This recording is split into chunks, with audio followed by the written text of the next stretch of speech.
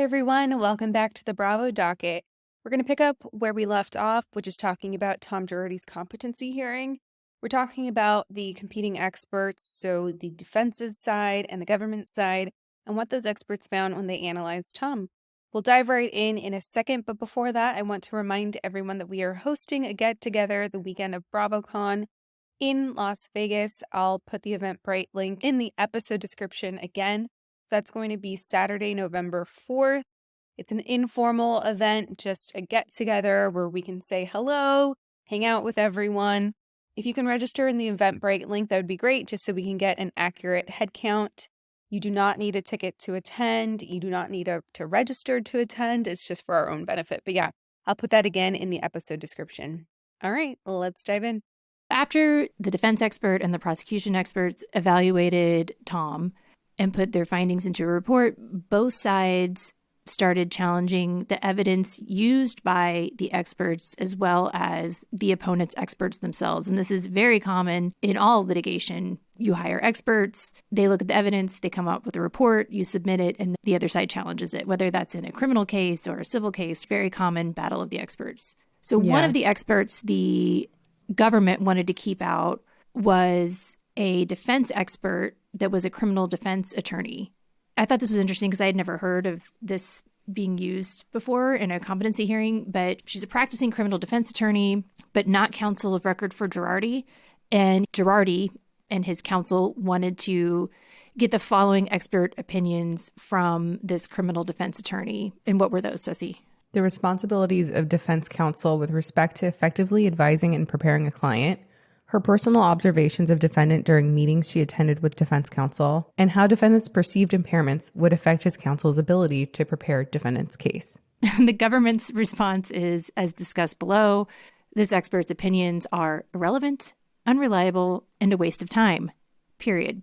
That's quoted directly from the government's motion. I kind of get where they're coming from there, because it's not as if the court and the clerks don't understand the basic importance of a defendant being able to consult with their attorney. And this person isn't a psychological expert or psychiatric expert. Yeah. Well, what the defense was trying to do is get at that factor, like the two factors that we discussed at the beginning for finding that someone is incompetent. They were trying to get at the one that the defendant is incapable of providing information to help the defense counsel with their defense. That's what they were trying to get at. But I think the court ended up saying, no, this expert can't testify, and kicked it out and said, you guys should be putting forth that evidence. Like, if you're finding that it's going to be difficult to represent Tom because he's incompetent, why don't you guys put that in your motion? Like, say it. You need someone else to say it for you. You can just say, it's hard to talk to him. Make the argument yourself. You don't need a random third-party attorney to do that for you.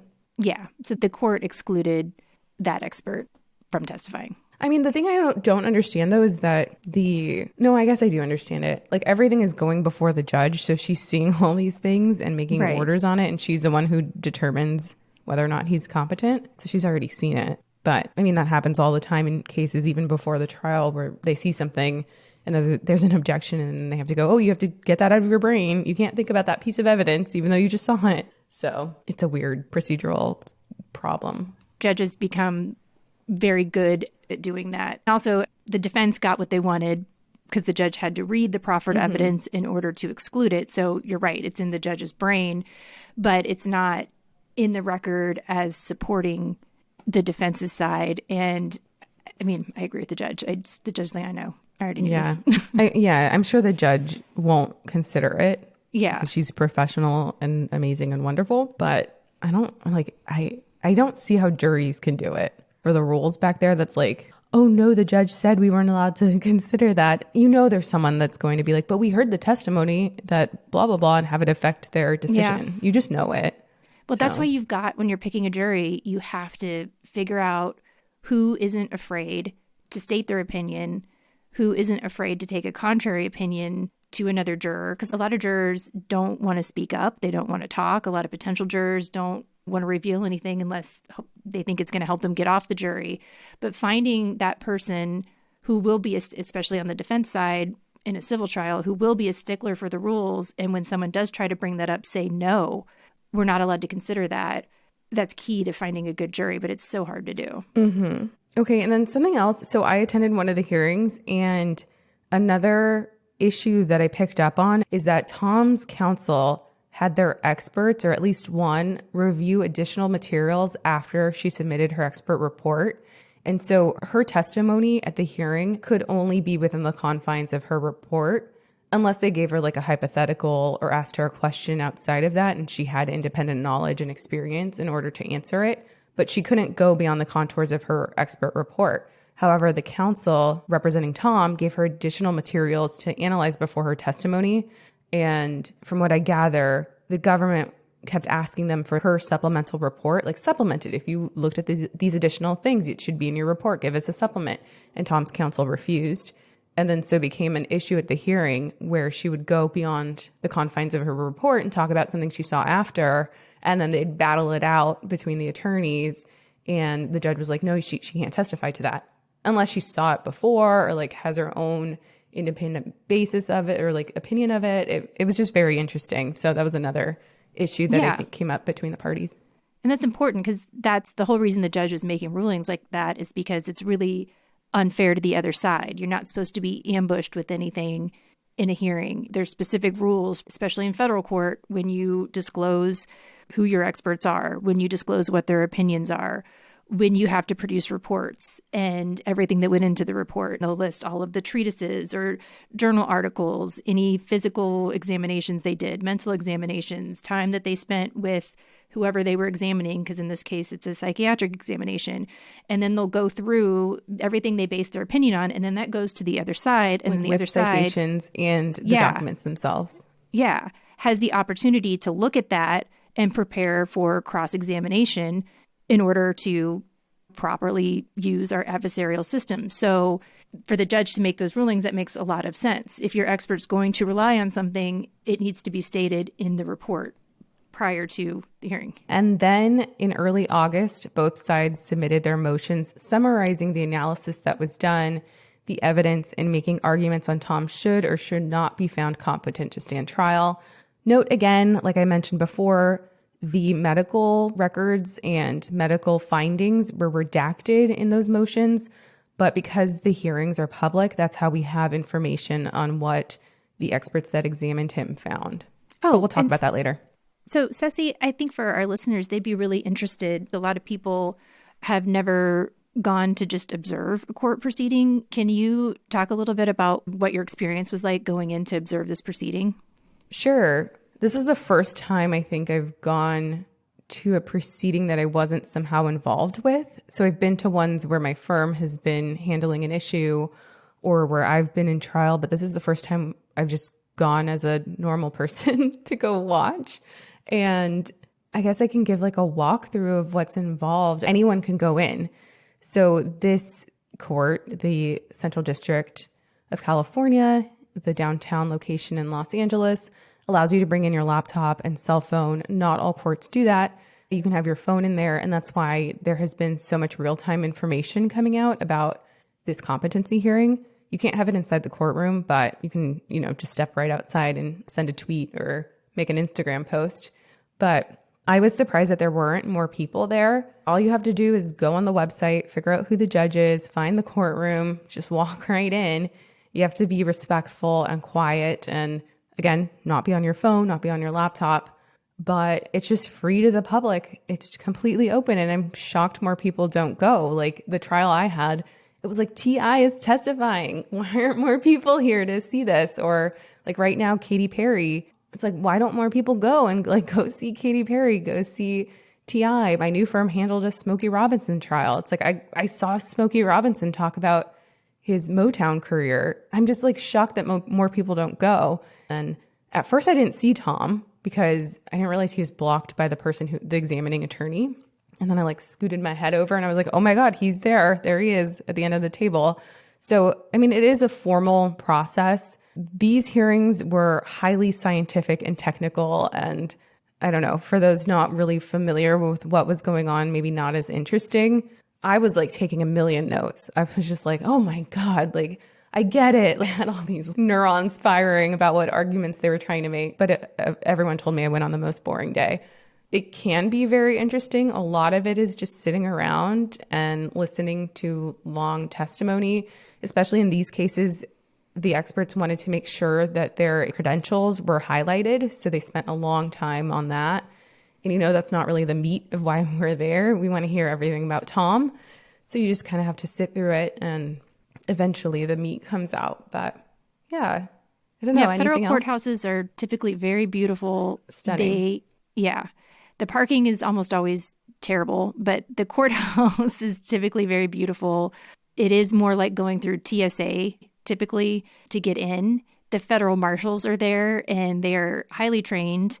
The courtrooms in federal court look exactly like courtrooms look on TV typically. They're big, they're fancy, they're expansive. It really brings a lot of gravitas to the proceedings. We've talked a little bit about this before. You can't get video like you do in state court. And also the seating is very uncomfortable. Like old school church wooden pew seating. Okay, back to the motions on competency evidence. So prosecutors, that's the government, in their filing, they talked about the timing of Girardi's alleged cognitive decline and how it's a suspicious escape hatch, which I've already talked about the timeline of that. The fact that there was evidence of a normal routine immediately prior to the allegations shows, quote, an artfully constructed self-serving portrait of a figure purportedly so diminished as to be beyond the legal system's reach, end quote. That was beautifully written. And they summarized how shortly after Girardi's bankruptcy proceedings were initiated in 2020, that Girardi asserted he couldn't take care of himself or his estate. And we talked about that. That's the petition for conservator. And that they argued, and Bravo Docket fans, you're going to know all about this. Even though Tom's team claims his symptoms started after the 2017 car accident, the infamous one that Erica discussed on Beverly Hills, that evidence shows he was, quote, acutely aware of his outstanding debts leading up to his 2021 conservatorship and was described as being, quote, sharp and cunning by business partners. This is directly from the government's motion. In the years leading up to December 2020, Girardi juggled hundreds of cases at Girardi Keese, made numerous court appearances on complex matters, negotiated millions in loans from litigation lenders, and most importantly, continued to successfully keep his ongoing fraudulent scheme a secret from the public. Defendants' experts completely ignore the context in which defendants' purported redacted arose. That is, only after his legal problems and financial debts were threatening to ruin him. Their failure to redaction is dementia. Yeah. Their failure to address this suspicious timing and the fact that the legal incompetence conveniently provides a way for Girardi to evade accountability is a significant flaw in their analysis. Defendants' experts also ignore the precipitous and thus incredible rate at which, I'm assuming this is redacted, his dementia or cognitive decline developed. Girardi's public interactions, both at work and socially, do not support his claimed incompetency in 2020 or any steep decline resulting in incompetence today. So I'll just note that one of the differences in how they're arguing this is defense counsel, so Tom's counsel, is trying to argue that there's evidence of his mental decline starting earlier than 2020, so before the timeline that the government is narrowly focused on. And it started even before 2017 and is just getting worse through now. And the government, like we just read, is really focused on what happened, 2020 to 2023. So to summarize, his defense attorneys said in filings that the prosecutors are relying on experts who are unqualified.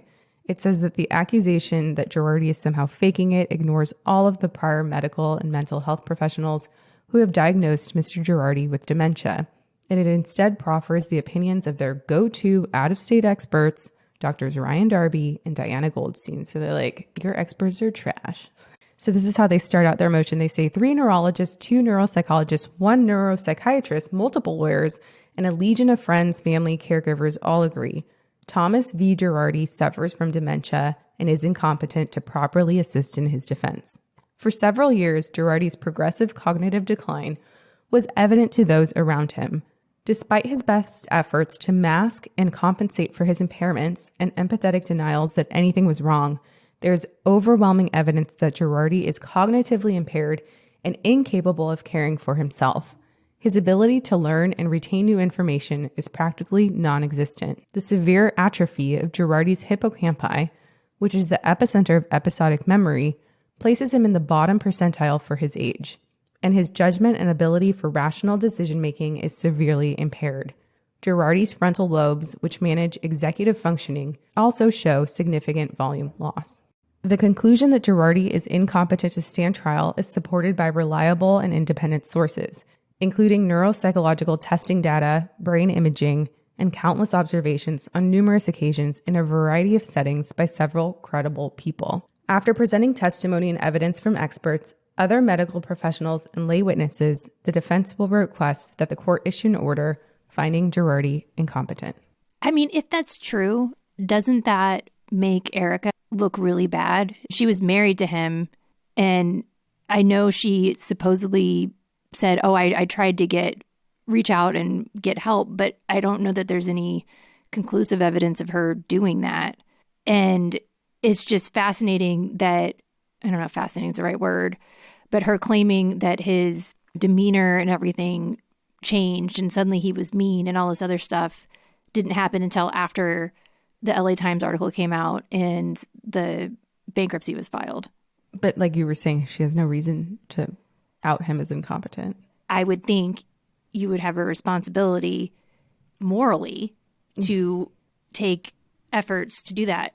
Yeah, but wouldn't Erica have wanted to get Girardi in a conservatorship and be like, oh, I control all of this now?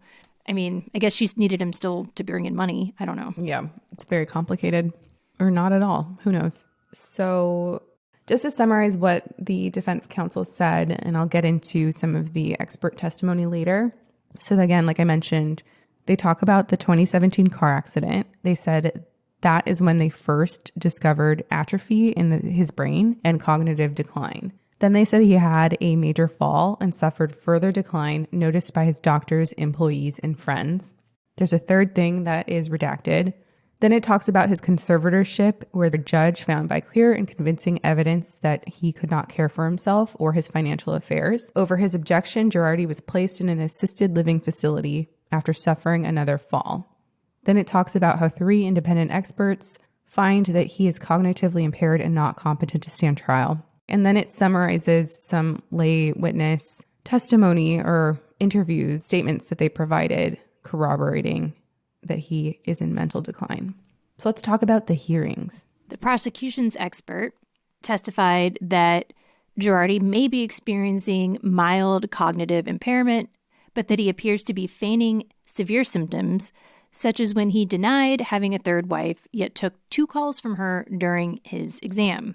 So Diana Goldstein of the Isaac Ray Forensic Group, LLC, testified as the first witness for the government. And this is from a Law 360 article written by Craig Clow. My God, Craig. I keep running into him. I say hi to him. Law 360 is great. They do such great reporting. And Goldstein said that Girardi displayed inconsistent dementia symptoms during her 3-day examination, including the phone calls he took from his third wife, reality television star Erica Jane of The Real Housewives of Beverly Hills. And she said, quote, so this is someone who is claiming amnesia dating back to the 1960s, as he would have you believe that we are still in the Vietnam conflict, yet at the same time can name Joe Biden as the president, can name the year 2023. He spoke in detail about COVID and how it impacted his practice. Obviously, if he had amnesia during that period, that couldn't happen. Yet he took calls from his wife, Erica, or Miss Jane, I apologize, twice during our examination, one time spontaneously saying, quote, hi, are you going to Spain today? And you could hear her say, yes, I fact-checked. There was indeed a Housewives of Beverly Hills show that was being filmed in Spain. Okay, so amnestic is a selective type of memory dysfunction whereby recent personal memories cannot be recalled. She said during cross-examination that Girardi appeared to remember people over the several days she met with him and showed signs of, quote, tracking conversations, which she said people with dementia have extreme difficulty doing. Over the 3 days that I saw him, the conversation built naturally upon itself. He never repeated himself. He never stumbled. He never got off topic. He was tracking perfectly. I think it's interesting that Erica is calling him. Yeah. Then she was cross-examined. It was extensive and lasted a very long time. He questioned her about specific and often highly technical aspects of her report, as well as her more broad assertion that Girardi is experiencing only mild cognitive impairment and his malingering. When Goldstein discussed Girardi's ability to track conversations over the days she met with him, one example she used was that he remembered telling her the day before that he is not a criminal defense attorney, and he said he told her that 15 times already. But the defense counsel suggested she could be misreading things, as Girardi never specified if he thought he said it the day prior or seconds earlier. So part of Dr. Goldstein, so this is again the expert that is testifying on behalf of prosecutors, she said that she billed hours for watching a TV docuseries and a legal drama as part of her evaluation of the now disbarred and indicted plaintiff's attorney's cognitive impairment. That was a very long way of saying Tom's impairment. Neuropsychologist Diana Goldstein said in cross-examination that she watched the Hulu show The Housewife and the Hustler, as well as the American Greed episode Lawyers, Lies, and a Housewife, to familiarize herself with the life of Girardi, who was married for 2 decades to Real Housewives of Beverly Hills star. Oh my God. 2 decades to Real Housewives of Beverly Hills star Erica Jane. Goldstein bills $250 per hour and is acting as an expert for the Attorney General's office. In the cross, the defense pressed Goldstein on evidence that Girardi had a long history of serious memory issues. In one 2019 incident, Girardi showed an assistant at his law firm a photo of himself and his wife, Erica, and asked who the woman in the picture was. At the time, the pair had been married for 2 decades. I mean, to be fair, what look did Erica have in the picture? So Goldstein asserted the episode was not as clear-cut as it seemed. The assistant reported that when she told Girardi the woman was his wife, he replied, "I was kidding." The photo was from an early period in their marriage, long before Erica Girardi became a pop singer and a star of The Real Housewives of Beverly Hills. Erica wasn't wearing any makeup, and this was pre-plastic surgery. And I will say, if you see pictures of Erica pre-plastic surgery, she does look like a different person. Completely different nose. Her nose is a lot more like mine. Yeah. So Goldstein, so prosecutor's expert, was trying to explain away why maybe Tom didn't recognize his wife in a photo. And she's saying, no, he's not. It's not because of mental decline. It's because she didn't have makeup on and didn't have plastic surgery yet. Yeah, the first time actually I saw a picture of Erica with her original nose pre-plastic surgery, I thought she looked really pretty, but I had no idea who it was, to be perfectly honest. So then also on cross-examination, Girardi's lawyer, he pointed out that staff in the dementia care board and his longtime friends had told the expert they believed Girardi truly had dementia. He spends his days carrying a stack of papers around the memory care floor and telling people he is busy with legal cases, despite the fact that his firm is defunct and he has been disbarred. The attorney cross-examining her said, "He informed you he's actively working on 30 cases?" She responded, "He said that." And that was the end of that. Keep that in mind when we talk about the most famous case of avoiding legal consequences or attempting to avoid them by feigning mental issues, because I feel like that's just really on the nose. Carrying around legal papers, saying you're working on, I don't know. I just feel like that's really on the nose. I don't know. Anyway, so then there was another expert that testified on behalf of prosecutors, and then it was switched over to the defense's side to put on their experts. And this is when I went to the hearing. And so the first defense expert was Dr. Helena Cheng Chu, and she is a chair and professor of neurology at Keck School of Medicine at USC. And she has examined Girardi multiple times. I'm going to read a summary that the defense put together. And it says that she first examined Girardi beginning in April 2021 and most recently in May 2023. After reviewing Girardi's medical records, including prior brain scans and ordering additional tests and conducting an evaluation, she offered her expert opinion in 4 areas: his mental condition, the severity of the condition, progression, and prognosis. She concluded that Girardi suffers from dementia due to a progressive, irreversible neurodegenerative disorder. So this came up and was a huge topic of examination. In 2021, she first concluded that the likely cause of his dementia was Alzheimer's. Later, she changed her diagnosis to dementia, ruled out Alzheimer's, because she was able to get him an amyloid PET scan, and it showed that there was no amyloid plaque in his brain. Instead, she concluded that it's most likely that he has hippocampal sclerosis of the elderly, or what is referred to now as limbic predominant age-related TDP-43, and the abbreviation is late. So that's the form of dementia she believes he has. It's called late. What you do to diagnose that, among many other things, one of the things you can do is put a dye.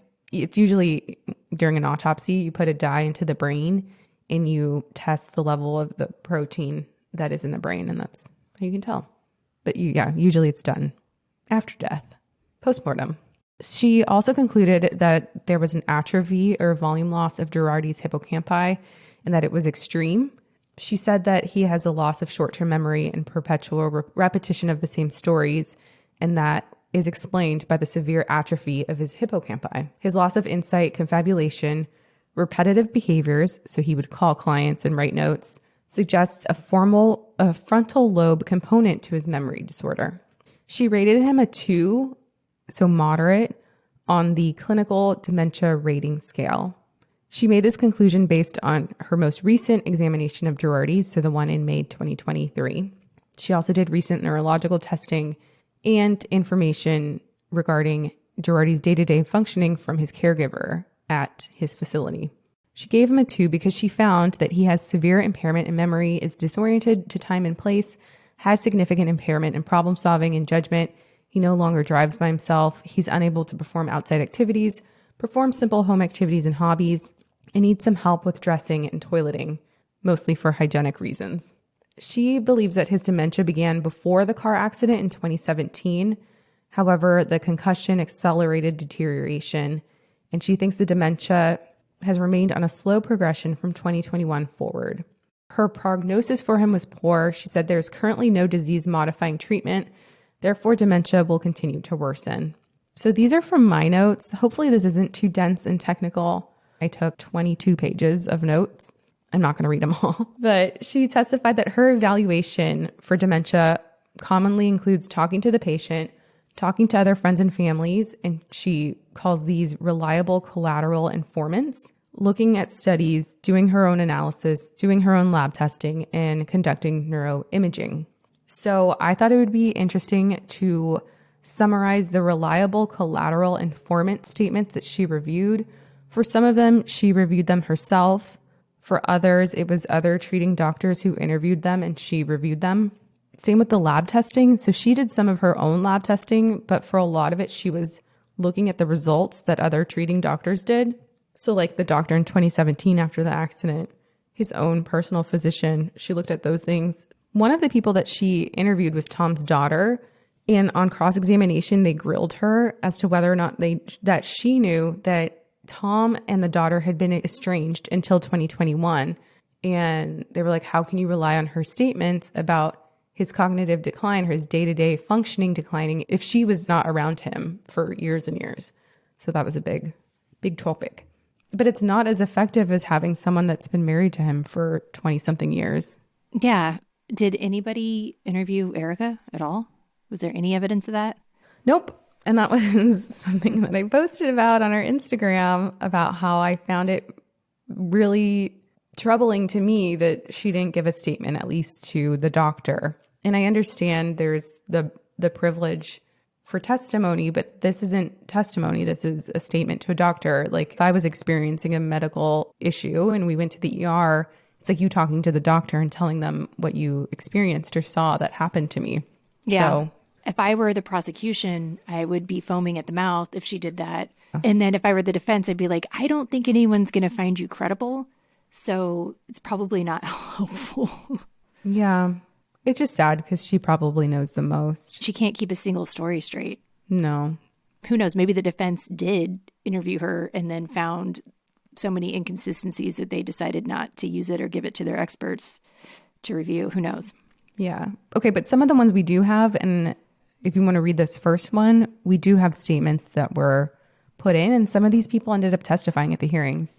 I mean, yeah. Okay. So there was a friend, an attorney, who stated in March 2020 that he encountered Girardi during a random encounter at the federal courthouse and that Girardi was confused. And he said that they were longtime friends and that he was entering the federal building when a security officer stopped him and asked him if he knew Girardi, who was also at the federal building, and that the officer stated, the man appears lost. He's looking for a Department 32. He said that Girardi didn't appear to recognize him, and that after he identified himself, Girardi asked him where Department 32 was located, and that the attorney friend knew that it was in the state courthouse across the street, and that Girardi didn't appear to know that, even though he had appeared countless times in the state courthouse. He said more, but it was redacted. So I just want to note that there was more that was stated, but that's all he could share. That's all that we could see publicly. But again, that's still during the time that he has incentive to appear confused. So another statement was Kim Corey, which was his legal assistant. She's worked for him for many years. It says Girardi would forget which cases he had settled and would ask for updates on closed cases. He would dictate the same letter or declaration to Corey repeatedly for the same case. Having no memory, he had just done so. Girardi eventually stopped recognizing clients when they called, even when he was previously familiar with a client. Corey and others had to prepare Girardi before he took calls. Girardi would repeatedly ask Corey for the same files, sometimes minutes after he had just made the very same request. He would ask Corey for the phone number for a particular person he knew, but then return a few minutes later asking who the person was. Even after his firm closed, Girardi would call Corey to ask for help with dictations and work. That's actually horrible.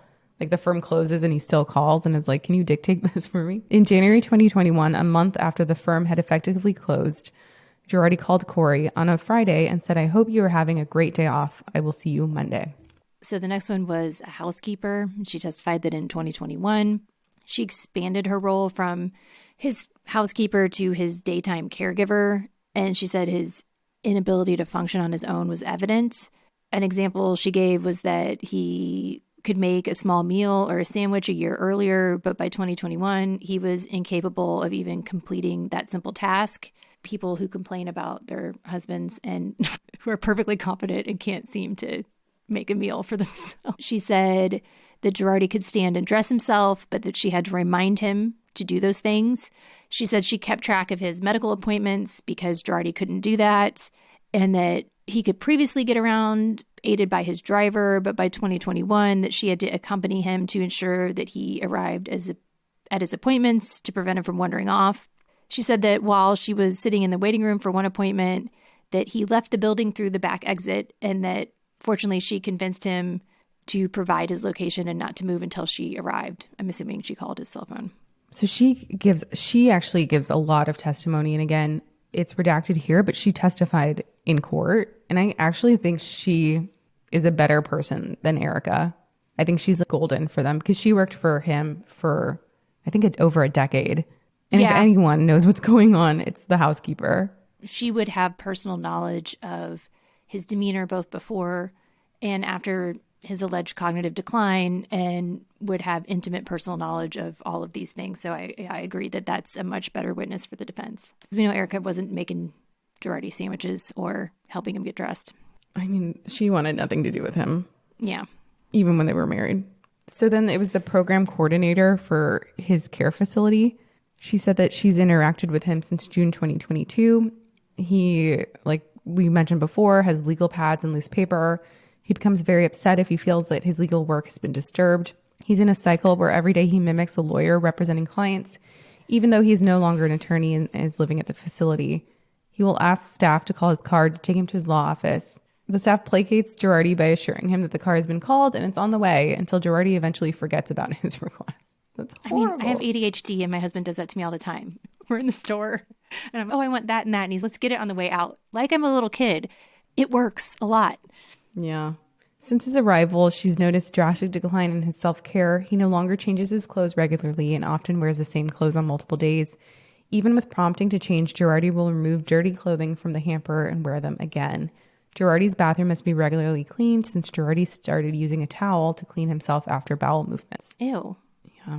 She also confirmed during a second interview that he now needs someone to stand outside the shower and provide him with prompts like reminders to use soap and reminders to brush his teeth every morning. So then during Dr. Chu's testimony, she also showed brain scans from 2017 to 2021 and then from 2021 to 2023 that showed a clear decrease in brain matter, especially in the hippocampi. So I'm no doctor, but I was there and I saw the brain scans and you can very clearly see things are shrinking. And that's, to me, the most compelling evidence because that is objective data. So she also touched on I'm such a conspiracy theorist. Why were there brain scans in 2017? the car accident. So ostensibly he had a brain scan in 2017 and they found that. And I'm sure the records were verified by the prosecutors before they were admitted. Yeah. Yeah. Okay. That's so far, that's the best evidence. Yeah. So she also touched on the suspicious timing. So this is what we were talking about earlier that I said we would talk about later. So she touched on the suspicious timing of when this all came to be. And she said that social support can help people with dementia maintain their status. People around them can help them and it makes them seem like they're okay. But when you lose your social support, like he did with Erica divorcing him in November 2020, she mentioned this, and the housekeeper leaving in early 2021, the decline is easier to see. Another example she gave is Tom being able to still work. And she said because of the support he still received, like an associate doing most of the heavy lifting on a memo or a brief, and he was just giving final sign off, it was easier for him to pretend to get by. She also noted that when you start with a high cognitive reserve, it can make up for a decline, but only so much and for so long. So his high intelligence and all that, like, yes, it can make it seem like he's okay, but at some point you're going to notice that he's not well. The most important thing that she said to me is that a person with late dementia, the type that she thinks he has, can follow conversations, can pay attention, can still use language in real time, but it is difficult to recall conversations that he had. She testified that crystallized intelligence can be unaffected by dementia. I had to look up what crystallized intelligence is, and it's based on facts and rooted in experience. As we age and accumulate new knowledge and understanding, crystallized intelligence becomes stronger. Fluid intelligence, however, is the opposite and involves being able to think and reason abstractly and solve problems. This ability is considered independent of learning, experience, and education. It tends to decline during late adulthood. So certain cognitive skills associated with fluid intelligence also decline as people reach later adulthood. Okay, so if he has crystallized intelligence and he's been a very successful practicing lawyer for longer than I've been alive, and he has all of this empirical knowledge, which is based on facts and experience, which would be crystallized intelligence, wouldn't he be able to participate in his defense? I think this is what you and I argued about before. I mean, yeah, that's what counsel was trying to argue on cross-examination of her. They, I think in their interviews with him, found that he could still remember who worked on specific cases and which accounts belonged to certain clients. And she said that doesn't surprise me. That's his crystallized information. Sounds like he's competent to stand trial to me. But he doesn't have remote memory. So in the moment, can he... But that's why I was asking you what the standard was, and that's why we reviewed it, though. Just because he can access that information and give testimony doesn't mean that he can assist his counsel in properly defending him and knows what's going on in the proceedings. So yeah, we can extract the information from him to find him guilty, but does that mean that it's fair and that due process is being served? You know, if he can't help his counsel defend him properly because he can't engage in the immediate and can't recall things in the immediate and understand the proceedings against him, is that fair? Thought experiment. Because this is an interesting thing to talk about, and the standard is nebulous. That's one of the problems with it. It's a case-by-case basis. There's no hard and fast rule. And this is fascinating because, okay, let's say you're a criminal defense attorney. You have a client that comes to you and says, I've been charged with attempted theft and conspiracy to commit wire fraud or whatever. And that client can tell you what happened, tell you what occurred. Let's say they have long-term memory, but they don't have short-term memory. They can tell you the facts and circumstances of what led up to the crime, allowing you to create a defense, and they're able to do that accurately, but then they don't have short-term memory. Okay, here's where I see the problem, now that I'm talking about it out loud. Say, for example, he was offered a plea deal. Yeah, that's exactly that. That's what we talked about when we went over the... Yeah. Then he wouldn't be able to, competently enter into the plea deal. Okay, now... Or if he wanted to testify and he was like, get me on the stand. And it's like, do you understand what you're doing? Do you have the capacity to appreciate that you're waiving your Fifth Amendment right? I don't know.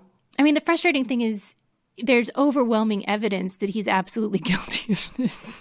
I know. That's what's frustrating. And that's why I hate being on the side where I do think he's incompetent. I know it's the unpopular side to be on.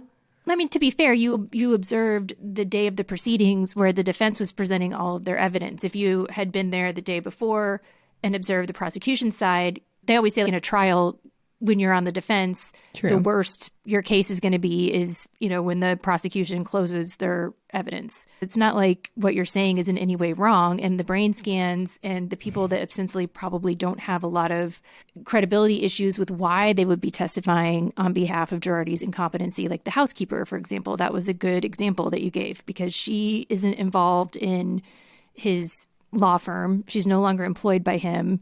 And she's not in any way going to be implicated, we don't think, in any of his nefarious activities. She's pretty credible as a witness. But he does have to understand, if he accepts a plea deal or something, what he's agreeing to, or if he's being confronted with evidence, what that evidence is. I'm still struggling with the fact that he's so convenient, that the timing is so just convenient. But the timing is convenient if you're looking at it from 2020 to the present. The thing is, maybe this isn't Girardi. Maybe this is the web of people around him that knew he had dementia, kept this going. And their plan all along was, once the house of cards finally comes crumbling down, we can just pin it all on Girardi, and he has dementia and he won't be able to defend himself. Yeah. Have you ever experienced when you're around like an older partner and they're saying things that you think don't make sense, and you want to challenge them, but it feels disrespectful to, or there's this like air of respect and you don't cross that line? I could see that having occurred with Tom, where they're like, oh, it's the Tom Girardi, like, but he's sounding all loopy, but like, oh, it's Tom. So, we don't want to call him out, because it's just like this air of, I don't know. I mean, I get what you're saying. And I think a young associate would have been terrified. I mean, obviously, and he got away with this when he was fully competent for a really long time. Totally. So totally. Yeah. And yeah. I mean, all of the stuff with the bribing the California bar and being in charge of who became a judge in California and donating tons of money to political parties and all of this. I get all of that. And I get, like, a young associate would be afraid. Like, who are you going to do? What were they going to do? Go to the California bar ethics committee and be like, oh, hey, because like the clients that were getting screwed didn't get help. So, I mean, I get what you're saying there. And I mean, to me, it kind of seems like this web of people around him. I mean, when we did our RICO episode for the civil RICO case that's in federal court in California, and we talked about all of the evidence there, Cameron and those other people had a lot of incentive to keep this going, to keep the money coming in, and to keep propping Girardi up. So what they're saying here isn't necessarily untrue. He could have had dementia for a long time, and the people around him had a lot of incentive to keep that going. And then, it's a convenient out. Mm-hmm. It's very complicated. I do not envy the judge. So continuing on, we have so much more. I know. So then the defense cross-examined Dr. Chu and tried to poke holes in her analysis. First, they were like, so if you have a small hippocampus, does that mean you have dementia every time? And she was like, no. You do other things like the interviews with the friends and family. And then they like pivoted and tried to poke holes in the interviews with the friends and family. Like the thing I mentioned about Tom Girardi's daughter being estranged from him for so long. And I guess the witness at the care facility told prosecutors that she thought the timing was a little bit weird. And they were like, well, did you know that? And she's like, no, I didn't know that. But I used the interviews that I was provided in my own interviews with people. They also questioned, like, how can you say that his inability to make a sandwich is indicative of him having dementia when he never really made sandwiches for himself to begin with? He had a caretaker, or his homemaker. What is it called? Housekeeper. His housekeeper normally did that stuff. Like, he wasn't making sandwiches for himself. So how could him not making sandwiches now be indicative of his day-to-day abilities being in decline? Right. These older men that have been weighted on hand and foot their whole lives don't even have to have weaponized incompetence. They're just incompetent at this point with some basic things. They also questioned if she did malingering testing, and she didn't. She took Tom's word, or took him for his word, but also made sure to corroborate it with friends and family, and then the brain scans. The big thing was that they kept asking her is, why didn't she review contextual evidence? So the evidence that they mentioned in their motion, things like The Real Housewives. Why didn't she watch The Real Housewives? Why didn't she look at his appearance on the podcast? Why didn't she look at him hosting the attorney panel to see how he was functioning in his day-to-day? And she said that wasn't part of the analysis she did. Lastly, and then this is what you talked about, was the issue on crystallized memory. So yeah, the prosecution found that he was still able to remember from operations. So they asked her if this was consistent, and she said it was not shocking because it's information he knew for a while, and it's a form of crystallized memory. Stacey Wood, a neuropsychologist who evaluated dozens of people for their competence to stand trial, testified. She examined Girardi for over 5 days and concluded that he is not competent to stand trial and is not malingering because he suffers from a major neurocognitive disorder. One factor in her conclusion was that Girardi scored high on several cognitive tests specifically designed to evaluate someone's effort on the tests. Yeah, so she did some malingering testing. It was only there for a little bit of her testimony, but she did say he scored high on things that had to do with crystallized knowledge. And then he scored lower on things that tested episodic memory. It was during the defense expert's testimony where Girardi had the quiet outburst. So on cross-examination, they challenged the expert's position by arguing that she didn't properly assess the evidence, that Girardi is malingering, and that his apparent swift decline in mental faculties coincided perfectly with the public allegations in December 2020 that he's perpetuating a massive fraud, which Ceci and I have discussed extensively. The prosecutor said, hypothetically, ma'am, if a defendant similarly situated as Mr. Girardi was able to successfully keep secret a multi-million-dollar fraud, would that be significant to you? And then he said, Your Honor, I just want the record to make clear that the defendant just said, fuck you to me. That is a good cross-examination question for the expert. I mean, just hypothetically, ma'am, if a defendant similarly situated as Mr. Girardi was able to successfully keep a multi-million-dollar fraud secret, would that be significant to you? And then Girardi's quietly saying, fuck you. Okay. Yeah, but apparently it wasn't audible. After a moment of awkward silence, and as Girardi stared at him, the prosecutor continued, quote, and by counsel's lack of any objection, I take it that they heard it as well. And then he incorporated that into his next cross-examination question, which was, quote, is that, by the way, significant to you that he has an appreciation that I'm making accusations against him? Does that go to some of the factors that you considered, ma'am, in your report? She said it's certainly rude and inappropriate. You deserve our respect. But that's not my question. We heard a lot of evidence about where he's at mentally. But the fact that he's able to put two and two together, that I'm talking about him, and that he's able to respond to me like that, is that significant to you that he has an appreciation of what I'm saying and what he's being accused of? She responded, yes, but it also speaks to poor courtroom behavior. Or the fact that he's got nothing to lose because of the level of accusations that have been lodged against him, right? That I can't say. Spicy line of questioning. And I'm so mad. It was the day after I was there. You guys, I just want you to know the efforts Ceci made to observe this trial now that she's in LA. She braved LA traffic. Drove all the way down there and sat through all these, went through basically TSA to get in these proceedings, sat there, took 20 pages of notes, and we thank you for your service. But didn't get to go the spicy day. Oh, wow. So while cross-examining the defense expert, this is Wood, the prosecutor brought up memos written by Girardi in 2020, as well as voicemails he left that which the prosecutor said showed that Girardi was functioning at a normal level. In one memo dictated by Girardi to his assistant, he told the staffer they could no longer work from home. And they claimed that this was a level of awareness that contradicted the claim that Girardi was unaware of what was happening to him, but Wood disagreed, saying that someone with mild cognitive impairment and early stage dementia could have dictated a memo like that. But after he was showed another memo, this one detailing the law firm's perilous financial state during the first year of the COVID pandemic, the neuropsychologist acknowledged, quote, it suggests a situational awareness, but added that her focus was, quote, more contemporaneous. That is, her focus was more on Girardi's mental state now, not in 2020. And then the prosecutor suggested that if he was malingering in 2020, that could well mean he is malingering now. I really like these cross-examination questions. All right. And then Tom got some of the lay witnesses to testify at the hearing. And so this is from the recorder because I wasn't there.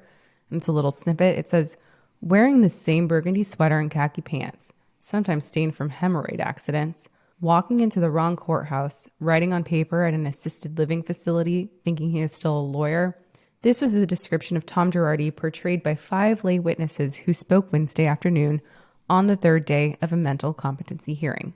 Here's another snippet from Courthouse News Service. The defense called a number of lay witnesses, including a longtime friend of Girardi's, Amber Ringler. That is someone I had not heard of before. Yeah. Who told the court Longtime that friend of Girardi's? That's a woman? Amber I'm Googling her. Ringler. You Googling her? Yeah, I want to see what she looks like. Who told the court that Girardi was having trouble recognizing people as early as 2015. By 2020, she said he had gone way downhill. She said he would sometimes have whole conversations with people, then ask her, who was that? Do you find her? Oh, she's pretty. I'm going to share my screen with you. I have her. The blonde woman? Yeah. Yeah, I just put it in the chat, the one I found. Do I need the tea for $5.99? Okay, so we just Googled who Amber is, and we don't have any information on her, but Dana Wilkie's Patreon post really popped up in the Google search. And it says, Tom Girardi, rumored travel agent girlfriend, sent anon to me. And it has her photo. It's the same photo you found. Yeah. Do I need to pay $6? Oh, wait, here, I found her LinkedIn. She's a travel agent. So that checks out. Yep. And she looks very beautiful in her LinkedIn picture as well.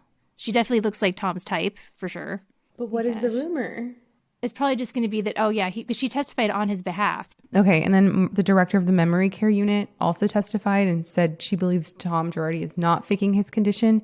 And as a reminder, she's the one that prosecutors said thought that the timing was suspicious. So then when she got on the stand, she's saying that she still thinks he's not faking it. So even though she made the statement about the timing being curious or suspicious, she still thinks he is in mental decline. She also said she doesn't think Tom recognizes his own lawyers. He simply looks at them with a blank stare, like there's nothing there. I'll just add, like, seeing Tom was very surreal, and he does look different. I mean, when researching for this episode today, I saw old pictures of him from the show and what he looked like on the show, and he just looks so different. It's like his eyes are sunken in, they're very set back. He has really deep creases on his brow, like he's constantly furrowing them and thinking. It does not look like he's there. It's really bizarre. And yes, yeah. I'm sure he can have moments where he's focusing and jumps in and has attention, but it's creepy. Yeah. However, watching The Housewife and The Hustler and Girardi's appearances on there, part of the reason that Girardi was such a powerful trial attorney and was also so compelling as he was perpetuating this fraud, he comes across as this really nice guy. Even when he was lying to his former clients that he was stealing from and calling them on the phone, he was like, man, I'm a good guy. He really was so cunning at being able to fake that I'm struggling so much thinking that he's not faking it, at least partially now. But I just don't understand how you can fake a physical appearance. Like, unless Here's another example.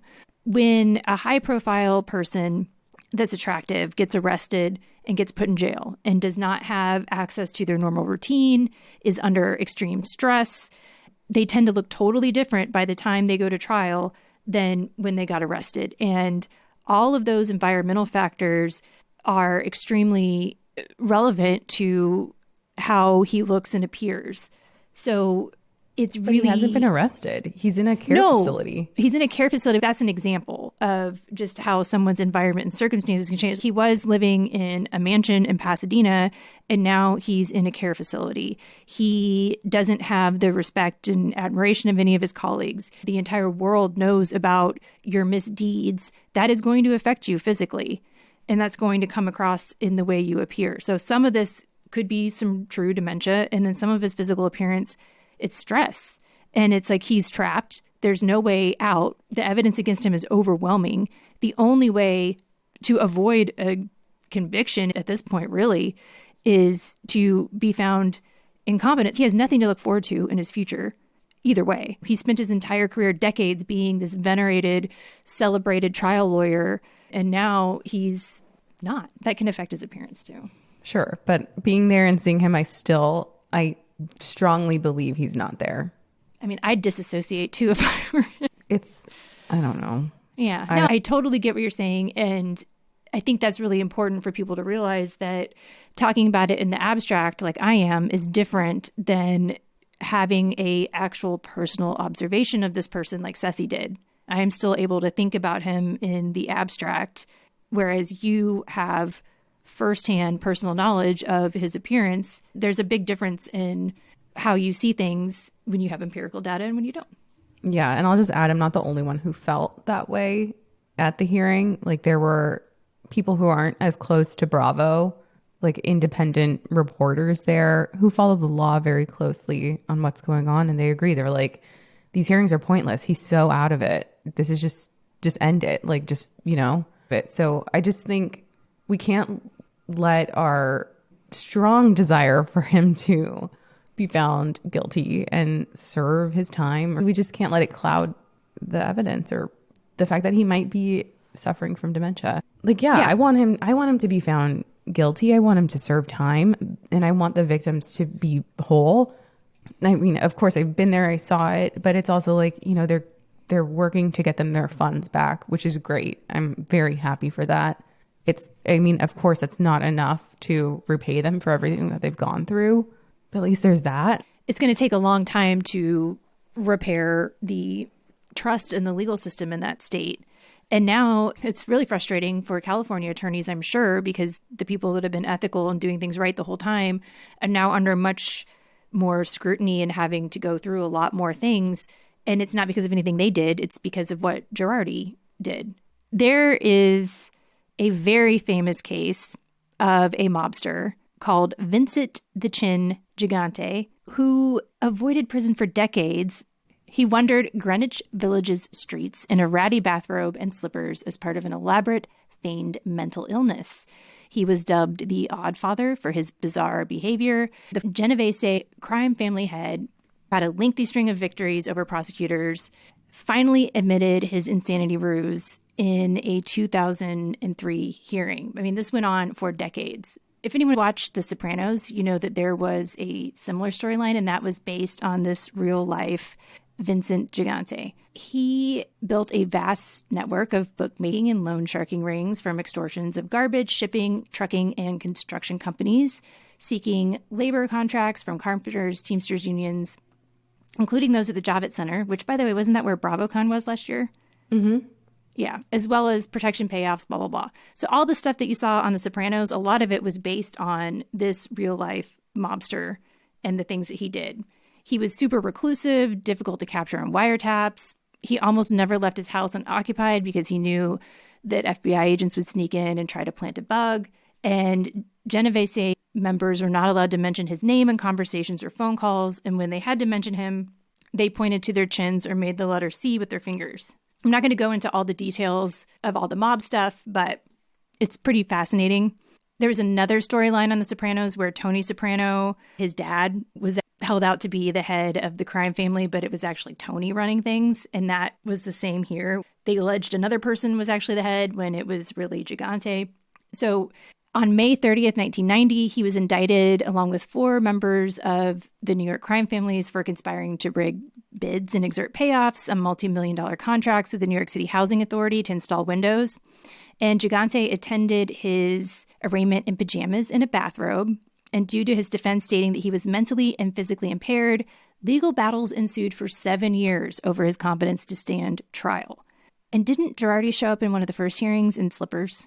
Yeah, I don't think they were that bad, though. I think people made it sound worse than it was.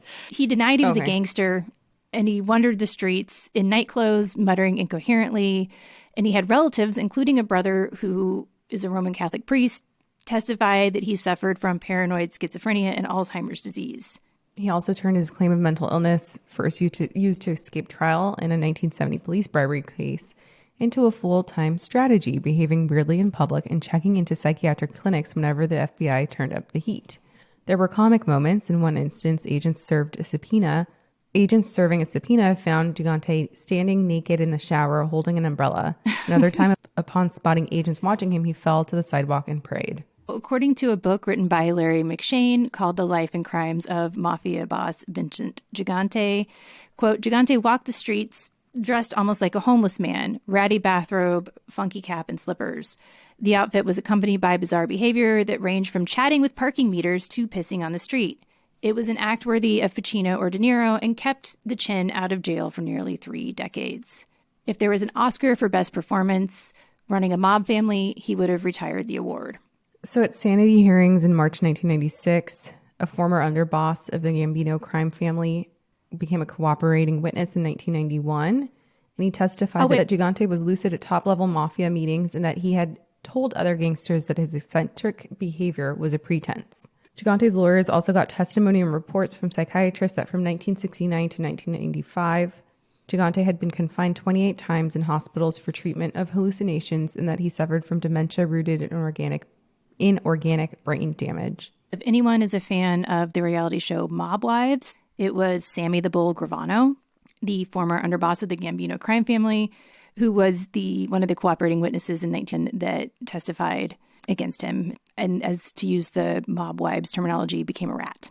So at one point, the trial turned into a battle with testimony from Peter Chiodo, a 300-pound mobster who had survived a gangland execution only because his fat stopped a dozen bullets. I just included that because I've never heard of it before. None of that swayed the jurors who convicted Gigante of racketeering, extortion, and plotting the murder, which was never carried out, of ex-mob associate Peter Savino. Quote, defendant has been consistently feigning insanity for many years and is still doing so in a shrewd attempt to avoid punishment for his crimes, U.S. District Judge Jack Weinstein said in sentencing Gigante to 12 years in prison. He is a shadow of his former self, an old man finally brought to bay in his declining years after decades of vicious criminal tyranny. So federal prosecutor had planned to play tapes showing him fully coherent, careful, and intelligent, running crime operations from prison. Faced with this evidence, Gigante pleaded guilty to obstruction of justice on April 7th, 2003. After nearly a quarter century of public craziness, Gigante calmly pleaded guilty to obstruction of justice for his deception. He then chatted amicably with his son, shook hands with defense lawyers, and even laughed at one point. I just wanted to bring that up because it's a really famous example. I'm not saying that's what Girardi is doing. I'm saying there is someone that successfully managed to evade prosecution for a very long time by doing these crazy things, like talking to parking meters and holding an umbrella in the shower. And some of it is just entertaining and funny. Yeah. I mean, it's just such a different time, though. You know, like, yes, he had the psychiatrist say that he was admitted to the hospital, but, like, it's different from actually doing an examination and, like, having brain scans and stuff. It was not the technology we have today, but it was the 90s, and they did have brain scans that they entered into evidence. But he had been a boxer, so... Yeah, I don't know if it's that comparable, but yeah, it is interesting. What I'm saying is it's not insane to think that someone would go to these lengths to avoid prosecution because it's been done before. So, Ceci, what's the difference between competency to stand trial and the insanity defense? All right, so the difference between competency to stand trial and the insanity defense is at what time or in what moment you're trying to determine whether someone is in mental decline. So competency hinges on a defendant's current mental state at the time of trial. So it's a low-level standard like we talked about, and the insanity defense has nothing to do with the defendant's current mental status. It's the time of the offense. Yeah, so to be found not guilty by reason of insanity, a judge or jury must evaluate a criminal defendant's state of mind when they were committing whatever crime it was. And Ceci, what's the federal definition for, or the federal standard for insanity? It's as a result of a severe mental disease or defect, the defendant was unable to appreciate the nature and quality of the wrongfulness of his acts. The burden of proof is on the defendant to prove insanity by clear and convincing evidence. Each state and the District of Columbia have their own statute setting out the standard for determining whether a defendant is legally insane and therefore not responsible at the time the crime was committed. In general, the standards fall into 2 categories. About half the states follow the McNaughton rule based on a 1843 British case of Daniel McNaughton, a deranged woodcutter who attempted to assassinate the prime minister. He was acquitted, and the resulting standard is still used in 26 states in the United States. A defendant may be found not guilty by reason of insanity if, at the time of committing the act, He or she was laboring under such a defect of reason from disease of the mind as not to know the nature and quality of the act he or she was doing, and that if they did know it, that they didn't know what they were doing was wrong. This is commonly referred to as the right-wrong test. Then 22 jurisdictions use some variation of the model standard set out by the American Law Institute, and under that rule, a defendant is not held criminally responsible if, at the time of his conduct, as a result of mental disease or defect, he or she lacks substantial capacity to either appreciate the wrongfulness of his conduct or to conform conduct to the requirements of the law. This one is considered to be less restrictive than the McNaughton rule. And to be clear, this has nothing to do with Girardi. It's fascinating to me. So 3 states don't allow the insanity defense at all, and that's Montana, Idaho, and Utah. There's a very famous insanity defense case that was successful. Ceci, how old were you in 1993? You're 3. Okay, I was 13. So I remember the Lorena Bobbitt case very well. You heard of this? You've never heard? Okay, so Lorena Bobbitt made national headlines when she cut off her husband's penis with a kitchen knife in 1993. 24-year-old Lorena testified that she attacked her husband after he came home drunk, and he raped her. She went to the kitchen to get a glass of water, spotted the kitchen knife, and was overcome from years of abuse, and she doesn't remember anything after that. She was facing up to 20 years for malicious wounding and was found not guilty due to insanity. She was ordered to undergo a 45-day evaluation period at a state hospital and then released. Her husband, John Wayne Bobbitt, had his penis reattached in a 10-hour surgery, and he went on to have a successful porn career. And they were able to perform the surgery because Lorena Bobbitt threw it out of the window of her car because she couldn't drive it while holding it, and then she told the police where it was. And in the early morning hours, the police went digging through the roadside grass, found it, and they put it on ice in a big bite hot dog box from the nearby 7-Eleven and rushed it to the hospital. That is crazy. So do you want to read the next paragraph?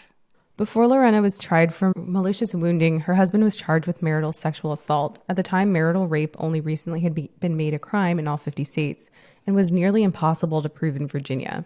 There was a string of witnesses at her trial who testified that they had seen bruises on her arms and neck, and she had called 911 repeatedly, and that John had bragged to friends about forcing his wife to have sex. In the years since the trial, he was arrested several times and served jail time for violence against 2 different women. He denied the allegations. So there is a documentary, and it is on, I believe, Amazon. Is it just Jordan Peele? So if you're interested in this case, you can watch that. Multiple serial killers have attempted the insanity defense and failed. For example, John Wayne Gacy and Jeffrey Dahmer. And then also, if you're interested in this sort of thing, listen to episode of 452. Multiple serial killers have attempted the insanity defense and failed. John Wayne Gacy and Jeffrey Dahmer, for example. If you're interested in this sort of thing, go listen to episode 452 of This American Life. There is a brilliant interview with a lawyer who was defending a criminal defendant that a state was trying to execute, and he was absolutely nuts, and it involves a chicken playing tic-tac-toe, and it's just brilliant legal thinking as far as demonstrative evidence for a jury. Well, I had no idea when we started this episode about Girardi that we would end up talking about Lorena Bobbitt, but I went down one of my rabbit holes, and here we are. Yep. All right, let's close this out. All right, so this is editing Ceci. I'm inserting this the night before we release it, and I'm looking at the docket right now to see what's happened since the hearings. So the day that Tom had those 5 lay witnesses testify, that was the last day of the competency hearings. And then the court ordered a briefing schedule. They said that the government, 30 days after receipt of final transcripts of the proceedings, so the hearings, has to file their opening brief on competency. Then opposition files theirs 3 weeks after opening briefs, and then a reply 2 weeks after that. So both sides ordered transcripts on October 2nd, 30 days after that. So the government's opening brief as to why Tom Girardi should be found competent to stand trial. That'll be due around the beginning of November. So we'll say the first week of November. Then the opposition, like I said, is 3 weeks after that. So then that takes to the second to last week in November. And then 2 weeks after that, the reply gets filed. So that takes us into mid-December.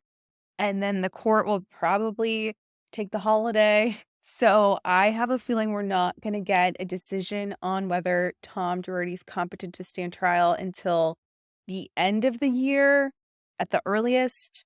And if not, then at the beginning of next year. So no one hold your breath. It's going to be a while. And I mean, things like this take time. So we'll keep our eye on the docket. If he is found competent to stand trial, then the trial will proceed, and we will be covering that. So be on the lookout. And also, if he's found incompetent, like we mentioned, he still has other civil proceedings going on. There's still the bankruptcy as well, and the lawsuits throughout the country against him. So we will still be covering those as well. But thanks, legal team.